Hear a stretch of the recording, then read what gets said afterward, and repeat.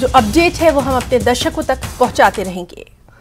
शिमला के कांग्रेस मुख्यालय में महीने में एक दिन मंत्री बैठेंगे, जिससे वो पार्टी कार्यकर्ताओं और जनता की समस्याओं को सुन सकें। सीएम सुक्खू ने पार्टी कार्यालय के दौरे के दौरान ये अहम ऐलान किया। इस मौके पर कांग्रेस प्रदेश अध्यक्ष प्रतिभा सिंह ने सीएम के फैसले का स्वागत किया। वहीं इसकी शुरुआत खुद से ही करते सीएम सुक्खू ने कहा कि प्रदेश की आर्थिक बदहाली पर सरकार श्वेत पत्र जारी करेगी और पूर्व की जयराम सरकार की कारगुजारियों को जनता के सामने रखेगी। कांग्रेस अपनी सभी गारंटी 5 साल में पूरा करेगी। वहीं उन्होंने भाजपा की विधायक दल की बैठक को लेकर कहा कि घरेलू गैस सिलेंडर के दाम बढ़े हैं, इसे लेकर भाजपा विधायक दल महंगाई के खिलाफ प्रस्ताव पारित करे और ये प्रस्ताव पीएम मोदी को भेजा जाए।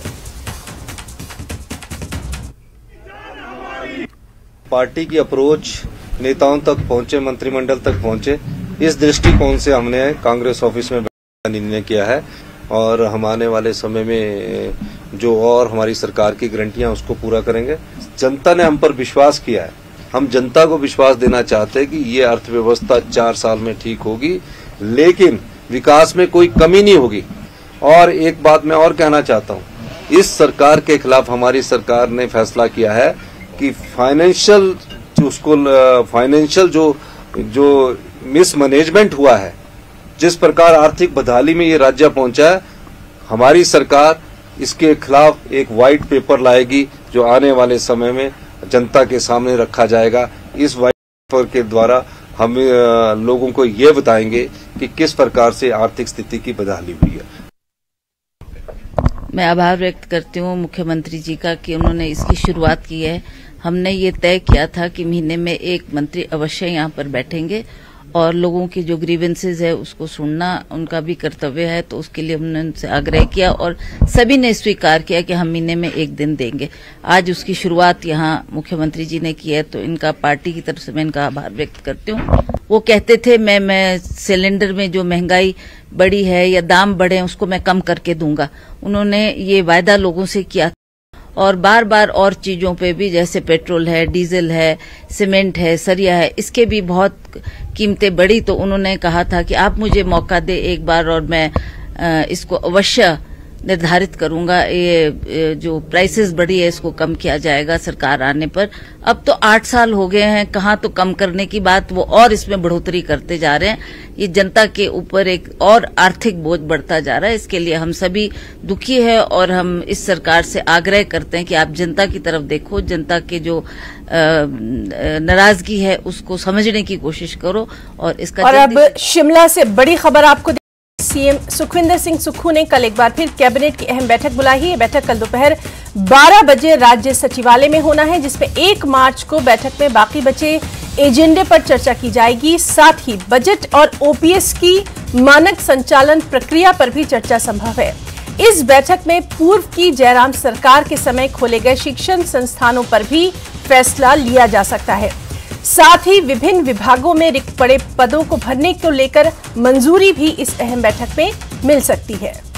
हमारे साथ मौजूद हैं हमारे सहयोगी रणवीर सिंह। रणवीर, आपसे जानना चाहेंगे, कल एक बार फिर से कैबिनेट की बैठक बुलाई गई है, कौन कौन से अहम इश्यूज इसमें रहने वाले हैं?